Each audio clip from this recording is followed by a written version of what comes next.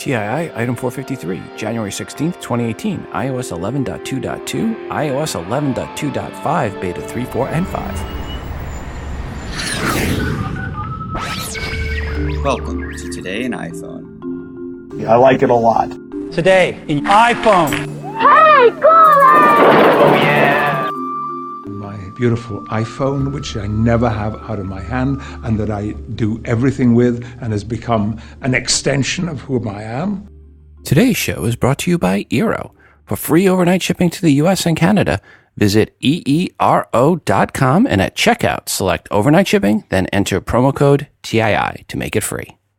Today's episode is brought to you by RxBar. For 25% off your first order, visit rxbar.com/TII and use promo code TII at checkout.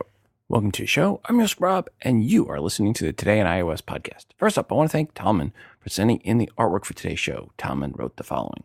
Well, Rob, here's a picture of the Apple Store at the Summit in Birmingham, Alabama. I used the markup feature in iOS 11. Regards, Talman Murphy Jr. Well, thanks, Talman, for sending this in. And folks, you can see this artwork in the free TI app via the bonus button for episode 453 or at Instagram.com/todayinios and also at Facebook.com/todayinios.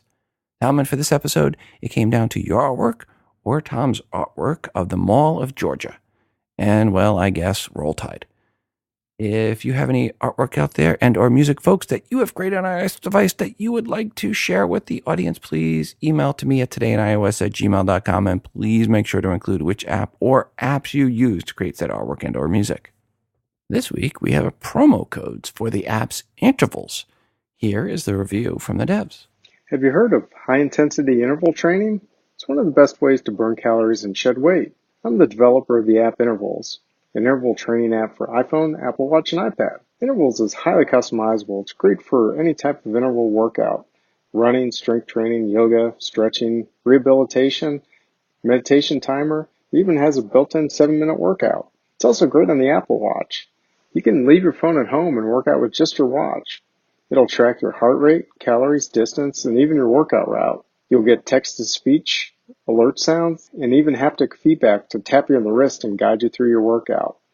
When you're done, you can save your workout to Apple Health. Intervals is a free download with a one-time in-app purchase to unlock all its features. Take your workouts to the next level. Learn more at intervalspro.com. Well, thanks to the devs for sending in their review of their app Intervals and for sending in the promo code to give away. Folks, if you would like a chance for a promo code for this app, please send an email to todayinios@gmail.com and put intervals in the subject line. I am sure since the last episode, you've heard a lot about Meltdown and Spectre, and there were blog posts with all sorts of link-baiting titles running around out there like, quote, all iPhone, iPads, and Macs affected by chip flaws, unquote. The more accurate title would have been, all smartphones, iOS and Android, have been affected by chip flaws. This is definitely, positively not an Apple-only thing, but Apple is able to get out patches a whole heck of a lot faster to users than Google can get to manufacturers, to get to carriers, to finally get to users. To put a comparison on this, let's say Apple and Google are garment producers, and they both find out that the cloth that they have been using can in rare cases spontaneously combust. But customers all need to have fitted suits, and they have no other clothes, and Apple and Google want to get new clothes out to their customers as soon as possible. In Apple's case, they make 14 or so new suits and ship them directly to the customers. Customers replace suits, all done. With Google, a very small number of their customers buy custom suits direct. Those are about less than 1%, and those are the ones they can replace right away. But then they need to send out pre-cut, one-size-fits-all suits to 1,000 or more other suit manufacturers, i.e. various OEM customers like Samsung and HTC and Sony. From there, Samsung and Sony and all the other OEMs need to do a bunch of alterations to fit the suits to each of their own specific models, and many of them have many different models. Then from there, those custom suits need to be sent to hundreds of carriers all around the world, who then add some special color buttons and zippers and shoulder pads, and then stuff all the pockets with as much direct mail flyers that they can, and then ship to the customer. This longer process leaves many customers with the choice to either have their current custom suits combust at any moment or to run around naked. Not good choices. See, the advantage of being on the iOS side, you get your custom suits a lot quicker and you don't have to be naked. I do want to point out, Apple has released updates for iOS and macOS to defend against Meltdown and Spectre. The new custom suits have been delivered, so to speak. Please make sure your iOS device and Apple TVs are updated to the latest version of iOS and tvOS. I'm not going to get into the exact explanation of both exploits other than to say they are chip-level flaws that could, in theory, be exploited, and it affects everyone. You can Google both and spend the next month reading up on each of the exploits. Kind of what I've been doing since the last episode. But it comes down to this. Just update your devices to the latest version of iOS and tvOS and go back to worrying about what is Michael Burnham going to do now that the Emperor showed up? Or bulk watching all of the episodes of Marvelous Miss Maisel, which if you have Amazon Prime Video and have not watched, I highly recommend watching that show. I cheated on my wife this weekend and watched a couple of episodes ahead and got caught midstream. I told her I was getting ahead so she could watch when I recorded this episode. Yeah, she didn't buy it either. Okay, back to Meltdown and Spectre, which, by the way, does sound like a really great Bond movie. iOS 11.2.2 and tvOS 11.2.1 are the latest non-beta versions. Make sure all your devices are running it. From Apple, per iOS 11.2.2, quote, available for iPhone 5S and later, iPad Air and later, and iPod Touch 6th generation. Description. iOS 11.2.2 includes security improvements to Safari and WebKit to mitigate the effects of Spectre, unquote. Then they thank a whole bunch of people that helped in finding that flaw. If you are wondering why Meltdown was not mentioned, that is because Apple released patches for it for iOS 11.2 and tvOS 11.2 to defend against Meltdown. Interestingly, Apple does have Apple Watch saying where it's not affected by either Meltdown or Spectre. So nothing to worry about there with Apple Watch. It's not affected by either. Apple goes on to say additional security updates are coming for devices, so when they do release them, probably best update shortly thereafter. And one last thought on this. Apple said on January 5th, quote, there are no known exploits impacting customers at this time, unquote. And for a hacker to exploit the flaws, there would also have been a malicious app loaded on the iOS or tvOS device. Again, update to the latest versions of iOS and tvOS as soon as possible. Since the last episode, there have been a few betas released for iOS. January 3rd, we saw iOS 11.2.5 Beta 3 released. January 9th was 11.2.5 Beta 4. And then on January 11th, Beta 5 was released. As with Beta 2, Siri can play daily news podcasts when asked about the news. Some say by default the news comes from the Washington Post. For me, at least, it was defaulting to NPR. But you can also choose to switch to Fox News, a request from the White House, or CNN, and it works like this. You have to say, hey Siri, give me the news. Here's the latest news from NPR. You can also tell me to switch to Fox News, CNN, or Washington Post. And then it goes in and it plays the news. I could not find any item and settings for the default. It appears you can only ask Siri to change the default for you. As near as I can tell, playing with iOS 11.2.5 betas 3, 4, and 5, they just bring the standard bug fixes on optimizations and probably a hefty slice of security patches as well.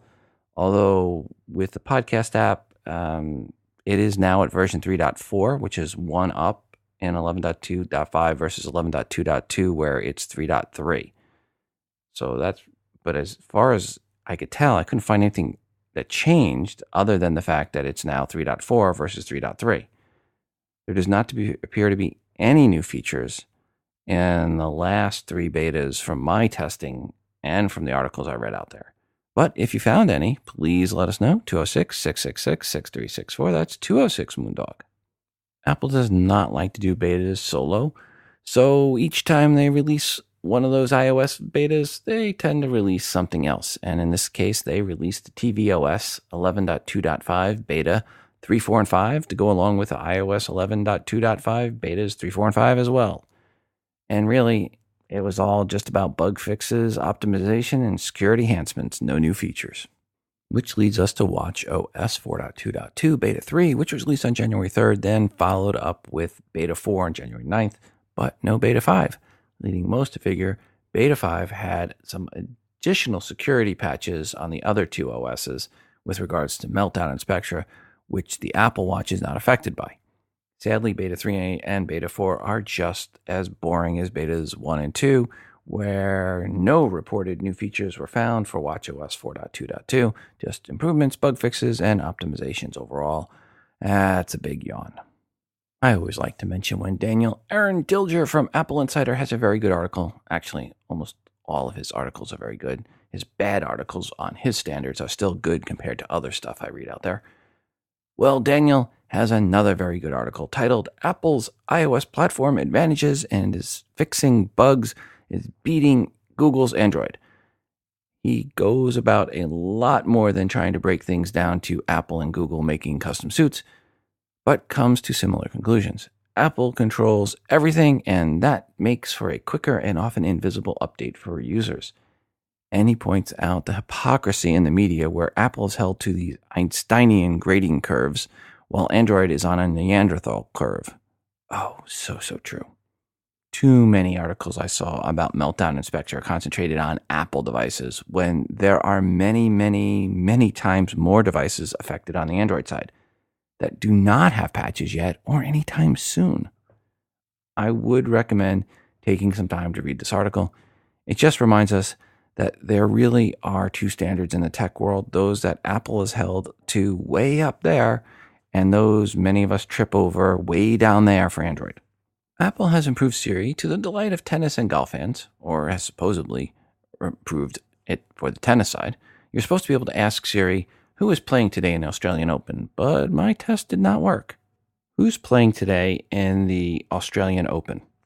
Here's what happened at the Australian Open. I stand corrected because then it showed me some of the results. But it still has some way to go. For example, watch this one. Did Serena Williams play today? Serena Williams overwhelmed Venus Williams in 2 sets in the women's singles finals at the Australian Open on January 28, 2017. So that would be a no on playing today. I'm guessing they're still working out the whole tennis part of things. On the golf side, it works pretty well. I mean, again, on both sides, you're supposed to be able, according to articles I read, be able to ask how a specific player is doing, where a tournament is at, or how someone did in a specific match. Golf, kind of the same thing, minus the match question. You can, on the golf side, also ask it to show the player championship leadership board. It did work when I asked, what is the next PGA Tour event? And actually, the golf items all seem to be working, but tennis, again, not so much. Some yes, some no. So maybe they're tweaking it again. That's what I would guess. They're tweaking it, and maybe by the time the Australian Open's finished, they'll have it all worked out. On the plus side, cricket scores are updating fine from Siri, showing the scores from the ICC last weekend, and it told me England beat Australia by 5 wickets in the first match last Saturday. I want to thank Eero for sponsoring the show. This is a product I absolutely love and allows me to get the fastest Wi-Fi at my house with the best coverage everywhere. Eero, E-E-R-O, makes a Wi-Fi mesh network for your home. I mentioned previously how fast Eero is for me. The speed really is incredible. Thank you, Eero.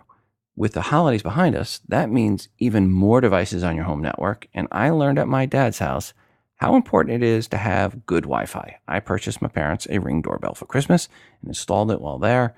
Their Wi-Fi was so bad they could not get reception in their bedroom, and when they could connect, it took forever to load and show the video. Wah, wah, wah.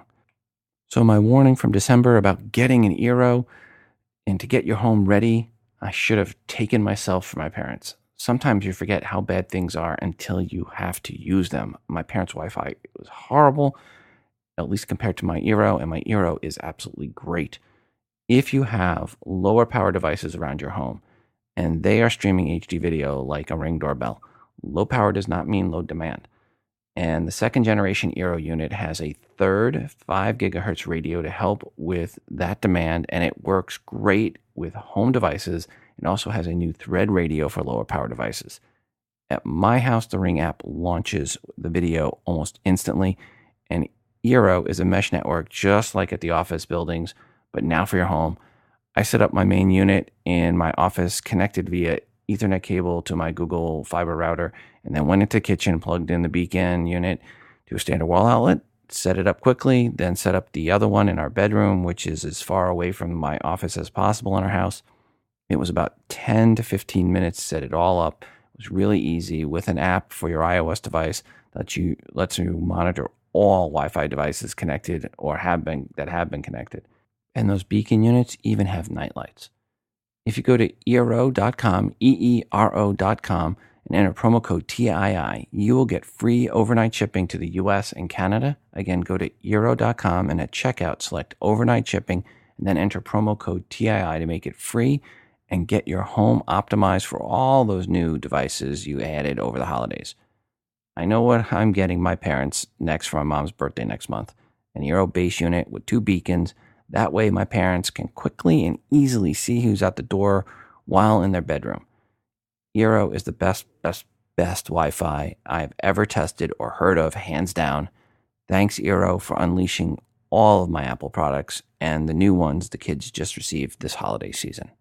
Switching back to news, from most reports, Apple's presence or really influence at CES this year was the least or lowest it has been in the past 15 years. I mean, Apple never goes to CES per se, but their influence some years was far greater than anyone that actually did go. Apple was known to release a few new products right before or during CES that sucked all the oxygen out of the event. This year, nope. Not helping either was the fact that they delayed the HomePod, which is the most CES type-ish product that they have. Alexa, on the other hand, seemed to be all over the place at CES. Alexa is moving from a standalone Echo devices to computers, phones, tablets, cars, refrigerators, washing machines, and more. Alexa was this year's Borg collective at CES, or so it seemed watching the reports come out. Amazon's mission is the collective, and it's to assimilate all the different tech devices by other manufacturers. Whereas Apple is more like the Terran Empire, an alternate universe where they believe it should be humans and humans only. Whereas Apple believes that Siri should just be on Apple products and Apple products only. Say what you will about the Terran Empire, by the way, but they have always been much better, sharper looking dressers than their counter-universe, weaker Federation counterparts. Point of all this is Siri is remaining only on Apple devices, while Alexa seems to be moving out onto everything else, which may actually be a bigger issue to Android than it is to iOS long term. Although it does show Alexa-controlled smart devices are being rolled out in much, much larger numbers than HomeKit Siri-controlled devices, which is a bad thing for us right now. We'll see what happens. I imagine eventually most of those devices will work either way. I really wish Apple would have released HomePod. It must be really suffering with some major issues for Apple to completely pass up the CES time slot to make any type of announcements about it. But maybe Apple's a little bit distracted by all the news around their battery slowdown issues. More on that shortly. Apple claimed when they released the iPhone X that they had done some things to make the iPhone X less susceptible to screen burn-in than other OLED smartphones.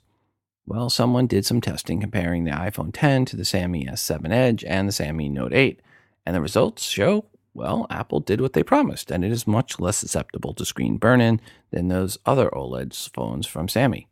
I think the most interesting point here is that all three devices use screens built by Xiaomi, but for Xiaomi's own phones, the screens they used clearly were much more susceptible to screen burn-in. Now, don't get me wrong, iPhone X is not impervious to screen burn-in.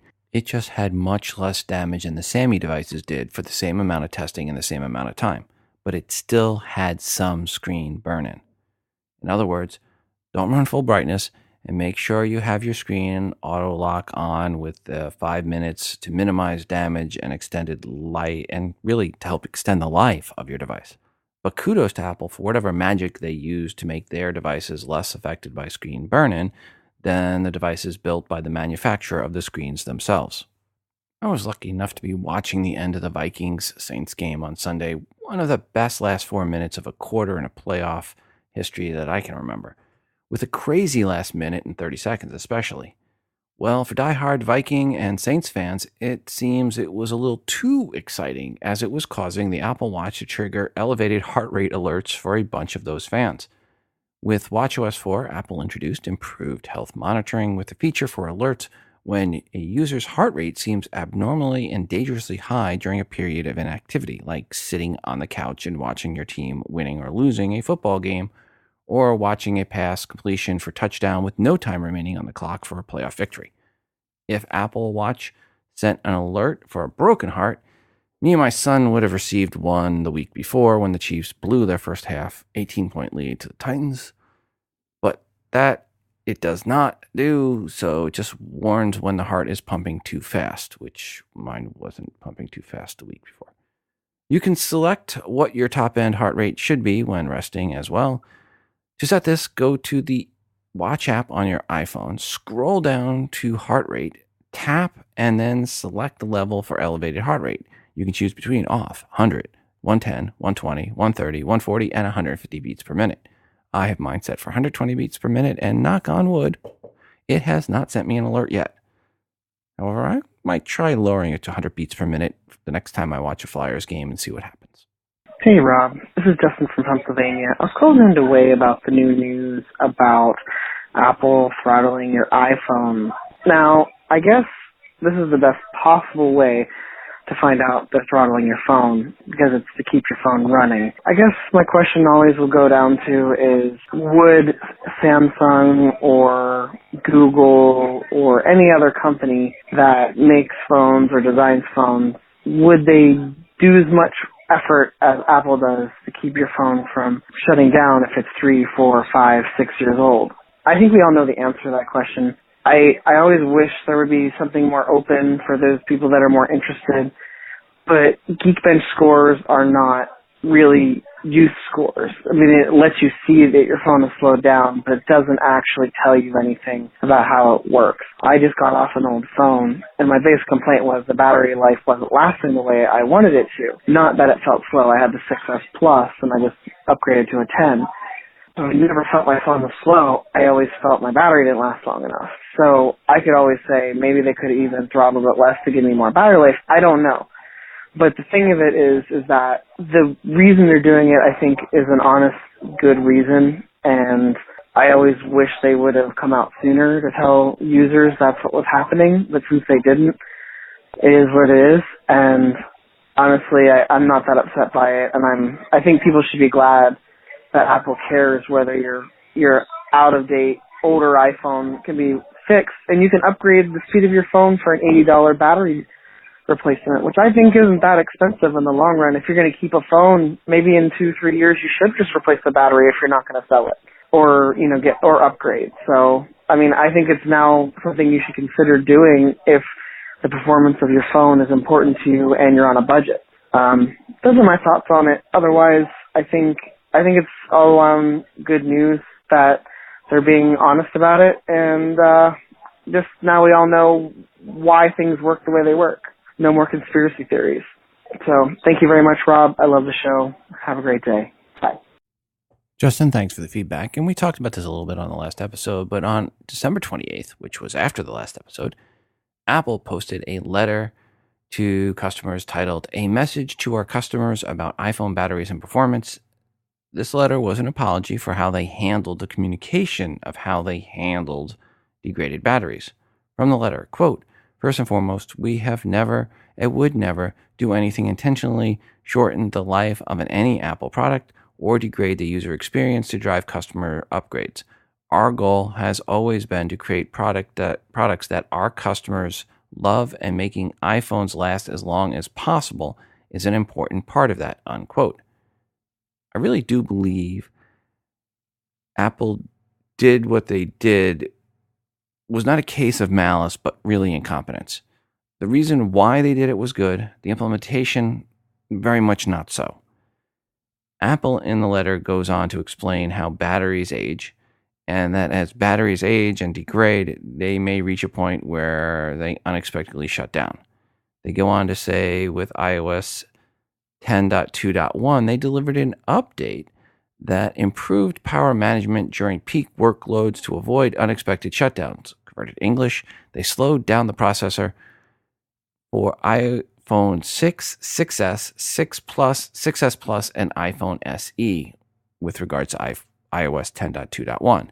Then they recently rolled out the same, quote, support, unquote, for iPhone 7 and 7 Plus with iOS 11.2. Apple ends the letter saying yada, yada, yada, yada, yada, yada. New batteries for $29 installed, yada, yada, yada, yada.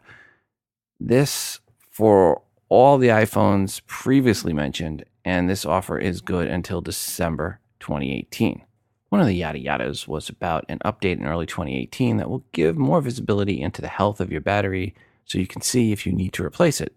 But I can tell you, either way, my iPhone 6 Plus, my younger son uses, absolutely is going in for a new battery when they are back in stock, which right now looks to be late in the spring, or I should say later in the spring sometime, because right now, up until at least the end of March, doesn't seem that they're going to have any 6 Plus batteries around at any of the stores.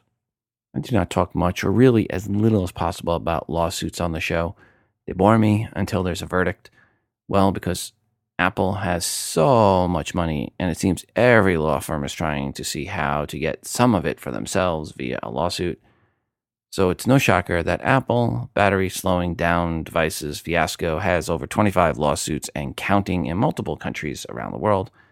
I am saddened that someone at Apple thought it was okay to slow down devices and not tell users about that and not give them an option to turn off, quote, that update, unquote. It really was a boneheaded decision or a lack of decision on Apple's part. They needed to tell users and needed to allow users to turn off that update. Someone at Apple should have stood up and said, guys, this is wrong. And now because of that, Apple's trust by many, many customers who feel that Apple did this to slow down the devices to make them want to upgrade, well, that trust is broken. And it will take a long time, if ever, to get it back from some of those that feel fooled or tricked. In many ways, I'm feeling that way. I could not believe Apple would have done this. I have said in the past, no way is Apple going to deliberately slow down a device. I felt that way because it seemed so stupid for them to ever do so. Correct on that point. Look at the backlash. If back when iOS 10.2.1 came out, Apple had added a toggle to turn off power management update, but put it on by default and said at that time, hey, we added this quote feature, unquote, that will help people with older batteries keep their phones powered up longer without that sudden shutdown feature. It will slow down your devices a bit, but if you want optimal performance and not optimal battery life, just switch this off. If Apple had said that, Apple would have been looked at as providing a valuable tool to improve the user experience. Instead, well, Apple is forced into damage control mode. Part of that damage control is the $29 battery replacement, which, by the way, is available for all iPhone 6s, 6Ss, 6 Pluses, 6S Pluses, SEs, and 7 and 7 Pluses, regardless of the condition of the battery. And, well, their lawyers are going to be working overtime for the next few years, dealing with all the lawsuits, and I will need to delete out a lot of news alerts to have that deal with said lawsuits. If you are someone that's not affected emotionally about this whole battery/performance issue from Apple, let me read this email from a listener. Quote, hi, Rob. I'll never forget the first time I received my first iPhone. I've been an iPhone user owner since the first gen. With that being said, I once bought a Galaxy phone for my business, but then quickly realized I didn't like it and gave it to my sister and bought the iPhone 6 to replace it. My husband has been an Android user when we met, specifically the Note 3, and loved it. However, I did convince him when we combined our services to switch to an iPhone 6s Plus. I boasted about how awesome Apple products are and how he would never regret leaving Android. Well, with the recent article about Apple supposedly downgrading the performance level of older phones in order to sway them to purchase newer phones, I am left holding the bag, so to speak. The battery issue for both of our iPhone 6s Plus phones have been so horrible and very unreliable. I personally have had network issues as well, where my phone would say no service while just driving around the corner. I've done network resets and everything I'm supposed to do when having this issue, but it seems every time I update my phone, it gets worse, both service and battery life.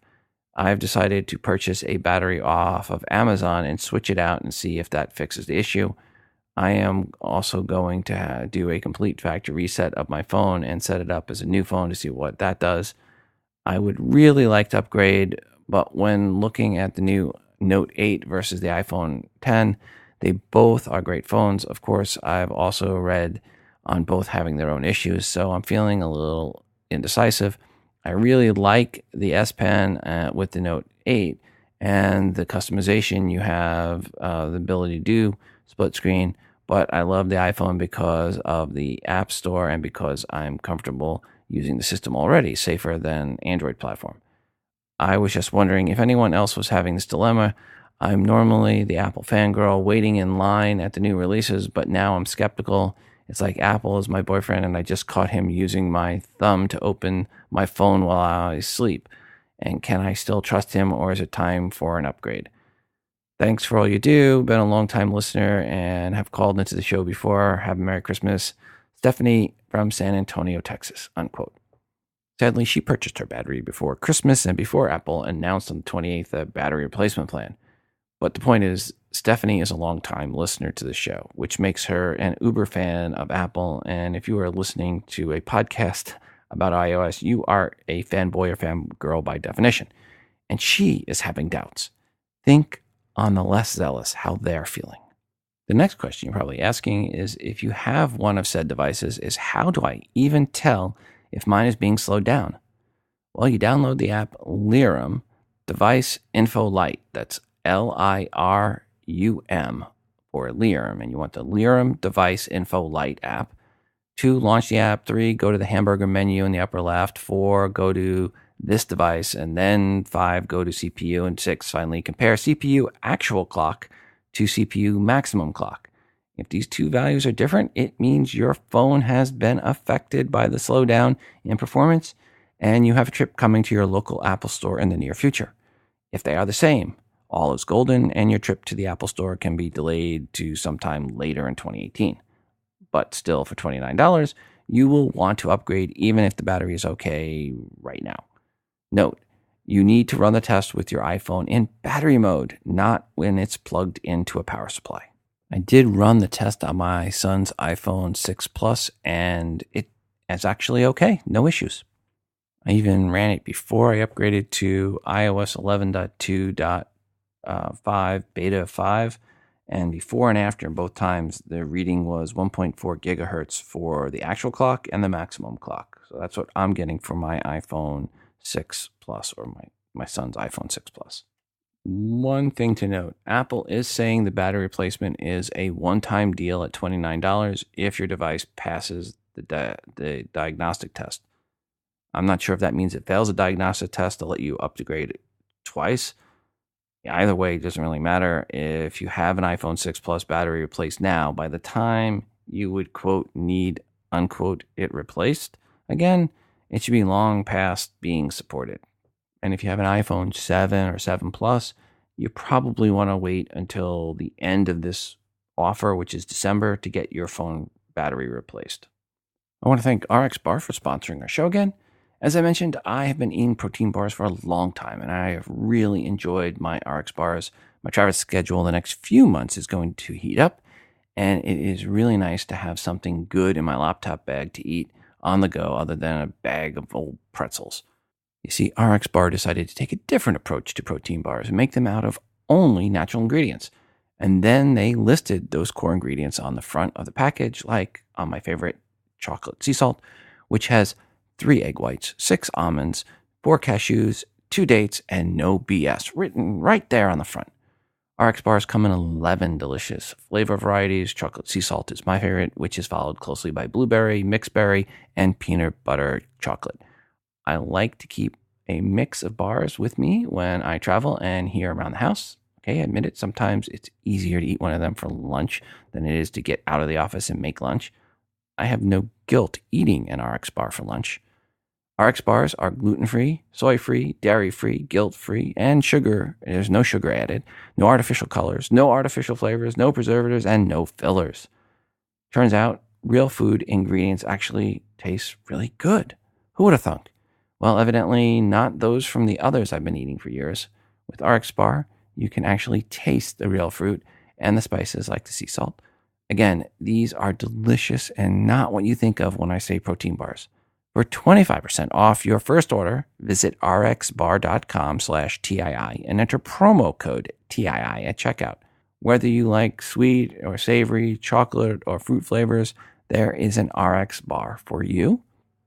If you are looking for a great whole food protein bar made with 100% whole ingredients that taste delicious, then once again, go to rxbar.com/TII and enter promo code TII at checkout for 25% off your first order.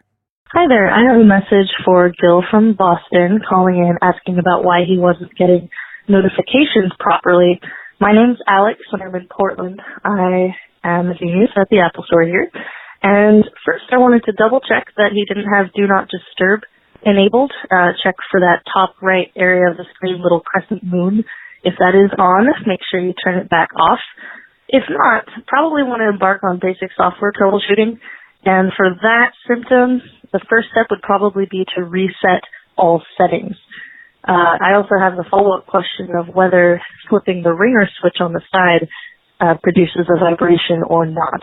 It could be indication of the Taptic engine failing, although not very likely if it's also not doing sound. Let me know how that works out. Thank you very much. Thank you, Alex, for your feedback. And actually, have another voicemail message from you. Hi, this is Alex from Portland calling again. I left a message for another caller just a moment ago.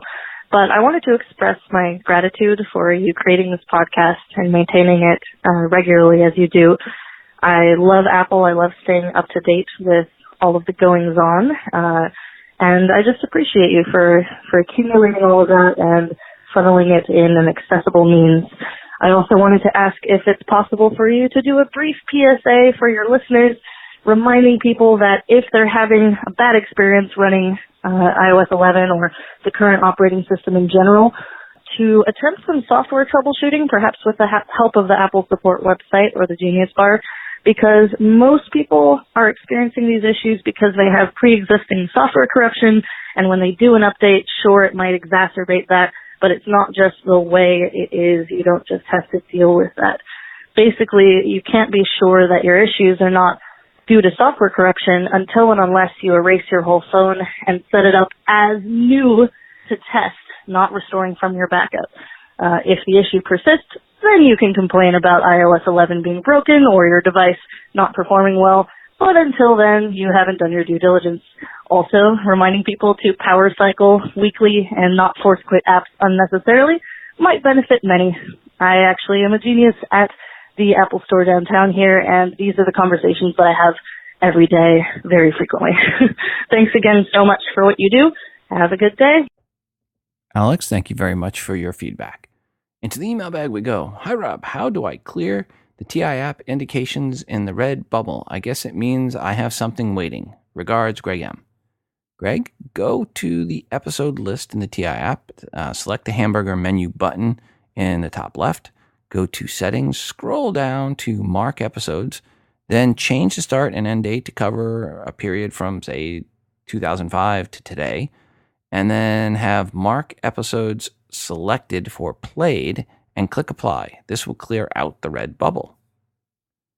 Back to the email bag. Hi, Rob.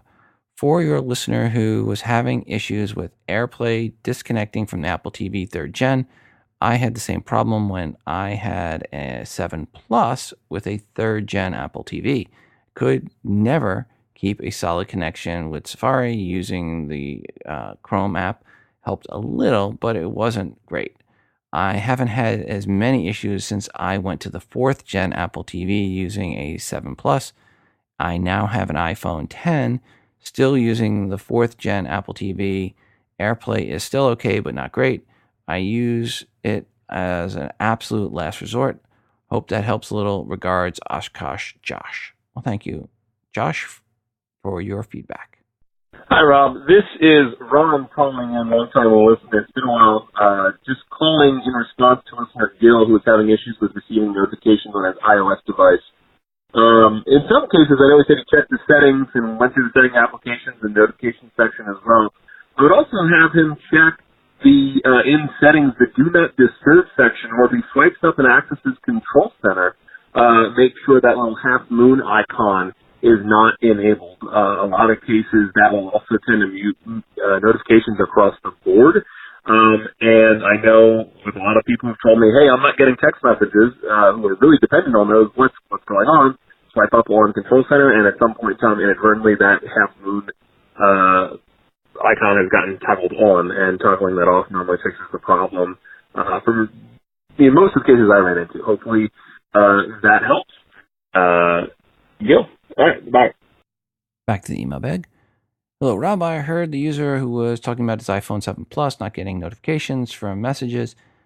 If he doesn't have an Apple Watch to get his notifications, I would like to say I have this issue too. I do have an Apple Watch, but I have messages and other apps not sending notifications to my watch and just my phone. I have had some issues with the proximity sensor where sometimes it wouldn't light up my phone if my hand is covering the sensor. It happens in the message app a lot, and I think that's why he doesn't see them at this that his proximity sensor may be messed up. I hope he finds out the problem and fixes it. And also, thanks for the show. Love it since there's almost no other podcast like it. Merry Christmas. Happy New Year. Regards, Tim. Thank you, Tim, for the kind words. Hey, Rob. Kevin, listening to episode 452 and Gil's request about no notifications. I would have him check and see if he has the moon icon up on the top. He might have turned on his Do Not Disturb by accident. Thanks, Kevin. Back to email bag.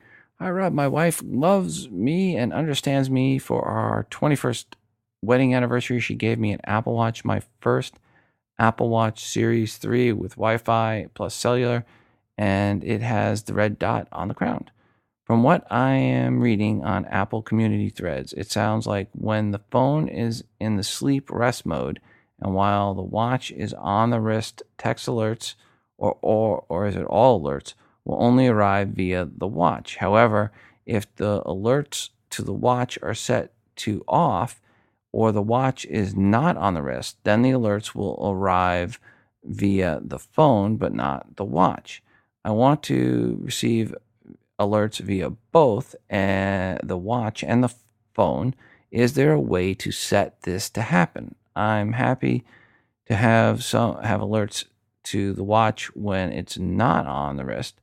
And if there is not a way to set alerts to arrive on both platforms simultaneously, dear Apple executives listening to this podcast, make that an option and do it quickly. I don't understand why this wouldn't be an option, so I'm hoping that you or some of your listeners know how to set that as such. And here's an obligatory thanks for your podcast and all the work you do to put into it, and thanks for your listeners who have already helped me in the past. And happy New Year to you all. Blessing and happiness in this year. Thank you, Dave S. Hey, Rob. This is Chris from Santa Barbara. Long-time listener. I don't really call too much, but calling in to help. You had a guy, I think his name was Gil, and he had a problem with his notifications, and I have this problem all the time. And actually, this is a trick I learned from you. If you go in and reset your network settings, it's going to make all of his notifications come back. So, yeah, that's something I have to do quite often. Okay, Rob, love this show, and you guys have a great day. Bye. And finally, on the notifications, we have this email. Hi, Rob. I forgot to update you on the Bluetooth notification problem I was having until I heard someone mention it in episode 452. I believe that they were having a similar problem that I was having with not getting notification alert tones unless their phones was unlocked. After hours of trying to figure it out, I went to my local Apple store, and it took 5 people there to find someone who knew to go into the Watch app and turn off wrist detection under the passcode section. After doing that, I have not had any more issues. Regards, Greg. Again, thank you to everyone that sent in feedback on this issue for Bill / Gil. And it's actually Bill. And Bill, hopefully one of these items that was just mentioned will be the solution you are looking for. Please let us know which one worked for you. Every year, Apple likes to report on app sales on New Year's Day, as that seems to be the number one day for app purchases. And once again, Apple set a new record of 300 million in purchases on New Year's Day alone. From Apple's Phil Schiller, quote, "We're thrilled with the reaction to the new App Store and to see so many customers discovering and enjoying new apps and games. I want to thank all of the creative app developers who have made these great apps and helped to change people's lives. In 2017 alone, iOS developers earned $26.5 billion with a B, more than a 30% increase over 2016, unquote. One thing analysts are saying about Apple's battery replacement plan is that Apple could see an iPhone sales drop in 2018. People plunk down $30 to replace the battery on a device they might have normally walked away from, now might feel obligated to said device, having put a little bit of money into it, and the fact that the device now has a great running battery. Quote, "In our base case scenario, 10% of those 519 million users take the $29 offer, and around 30% of them decide not to buy a new iPhone this year. This means around 16 million iPhone sales could be at risk, creating approximately a 4% downside to our current revenue estimate for calendar 2018, unquote." Now, all of that plays out for 2018 will be seen in future quarterly reports, but for now, Apple announced their next quarterly report will be Thursday, February 1st, which happens to be when I am on the road going to DC. Thanks, Apple. I will be in meetings when that conference call happens, so I will have to listen after the fact. This will be a big conference call telling us really how Apple did last quarter, their most important quarter of the year for sales. It will be very interesting to see those results and see if Apple says anything about the battery replacement plan and if that's caused them to downgrade some of their sales forecasts for the year. Leading up to Christmas, many wanting to buy an iPhone X were pleasantly surprised to see inventory at pretty much every Apple store, to the tune of 97% of the US stores having iPhone X inventory. Some were calling it a Christmas miracle, but the Apple bears were calling it a massacre, meaning Apple had lower demand than expected. Some very bogus reports said Apple was trimming next quarter's iPhone X orders from 50 million to 30 million units. Really? BS.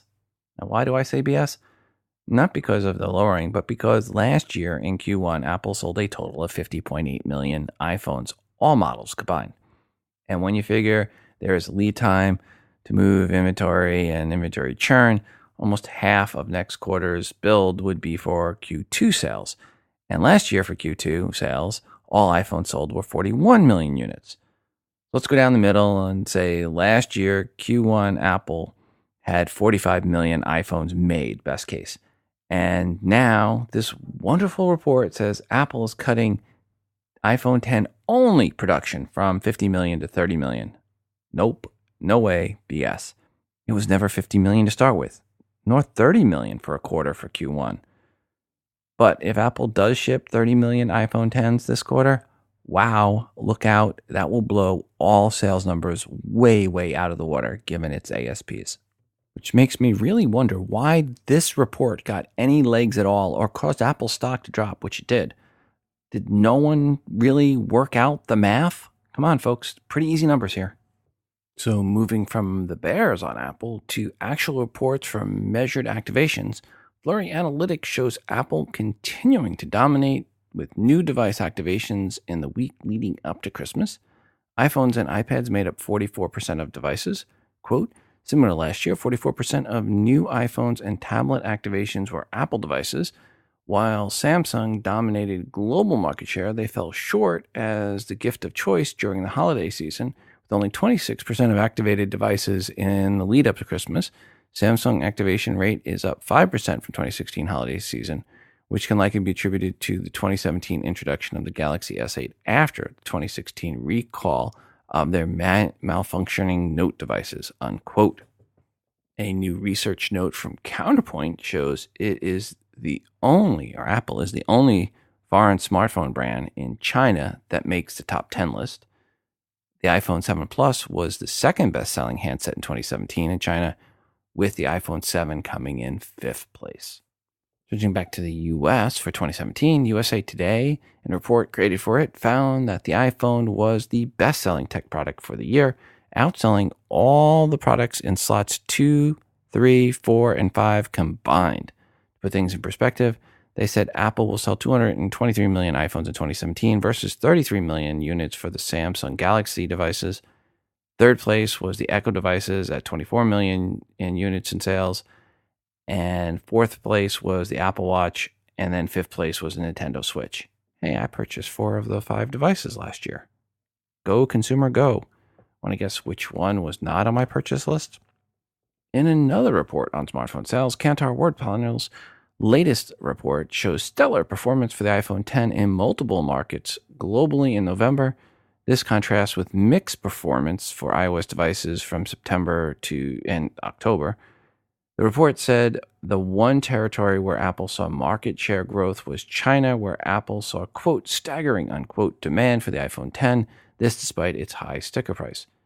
This is also backed up from a report by Morgan Stanley that claims the iPhone X is a hit in China and that the iPhone X in China is getting more users from other brands than from older iPhones, i.e., the iPhone X is attracting switchers. So we are looking at some conflicting reports going on into this quarterly report at the end of the month. Some saying things are bad, some saying things are great. It'll be interesting to see how positive Apple is on the next quarterly report. Congrats to Android.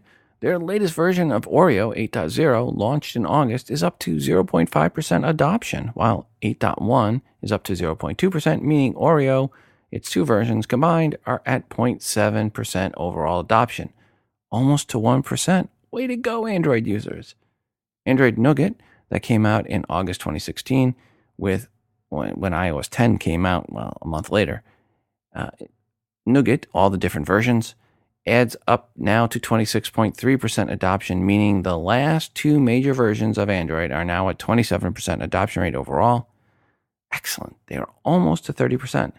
These numbers according to Google as of January 8th. Sadly, all I have from Apple is dated back to December 4th, 2017, when at that time iOS 11 adoption was at an anemic 59%. Slackers.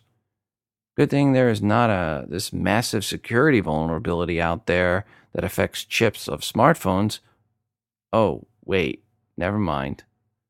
Kind of sucks to own an Android device right now, knowing chances of getting a security patch anytime soon, pretty small. Hey Rob, say to Siri, ludicrous speed now, or warp speed now. Only a couple of replies for each of those. Regards, Dave. Well, thank you, Dave, for those ideas, and we'll go ahead and give that a try. Ludicrous speed now. Dark Helmet told me to never do that again. Ludicrous speed now. But, it'll all go to plaid. Ludicrous speed now. Sorry, your device is only authorized to go to ridiculous speed. Ludicrous speed now. Sorry, Rob, I can't go to ludicrous speed. All we've got on this thing is a Cuisinart. Ludicrous speed now. It will take me a moment to secure all animals in the zoo and cancel the 3-ring circus. Ludicrous speed now. Actually, the latest iOS now features the amazing, revolutionary new preposterous speed. Preposterous speed now. Okay, take your protein pills and put your helmet on. Preposterous speed now. Uh-oh, here we go again. Preposterous speed now. We always get into trouble when we do this. Rob. Warp speed now. Hold on to your space helmet. Rob. Thanks again to RxBar for sponsoring this episode. Folks, go right now to rxbar.com/TII and use promo code TII at checkout for 25% off your first order. And before we go today, I want to remind you to send in your feedback to the show, 206-666-6364. That's 206-Moondog. Or record your feedback and email to the show at todayinios@gmail.com. Feedback can be a question or comment for something someone said on this episode, or it can be a question or rant about something else, an app, a product review, good or bad. As long as it's iOS related, it is welcomed. I'm always looking for a new artwork to feature that you have created on an iOS device. Just put some TII branding on it and send it in. And of course, we're always looking for more music created on an iOS device to play on the show. This your show, and your feedback is greatly desired. Also, don't forget to check out our moderated Google Plus community by going to todayinios.com/community. And a quick reminder, if you are an app dev or an iBook author, email me if you want to have your app or iBook featured on the promo giveaway segment for free. We just need 5 promo codes or more to give away. You simply email me at todayinios@gmail.com. And please include a 60-second or less audio review of your app or iBook indicating you are the dev or the author. Also, when you send in the promo codes, please make sure to let me know when they expire. Today's show was once again brought to you by Eero, which is by far the best and fastest Wi-Fi I've ever tested. If you go to eero.com and enter promo code TII, you will get free overnight shipping to the US and Canada. Again, go to eero.com and at checkout, select overnight shipping, then enter your promo code TII to make it free. And make sure your home network is allowing you to get the most out of all your new Wi-Fi devices from this holiday season. Finally, check out the TII app, which is free to you. Search for TII in the iTunes App Store. It is the best way to consume the show and to get push notifications each time a new episode of TII is released. It's fully voiceover friendly, of course. Please go right now and download the TII app or get the update if you already have it. Until the next time, I'm your host, Rob, reminding you to phone different. This show is hosted on Libsyn.com and part of the Wizard Media Network. If you are looking for hosting, go to Libsyn.com, that's Libsyn.com, for hosting for your podcast and for creation of your own smartphone app.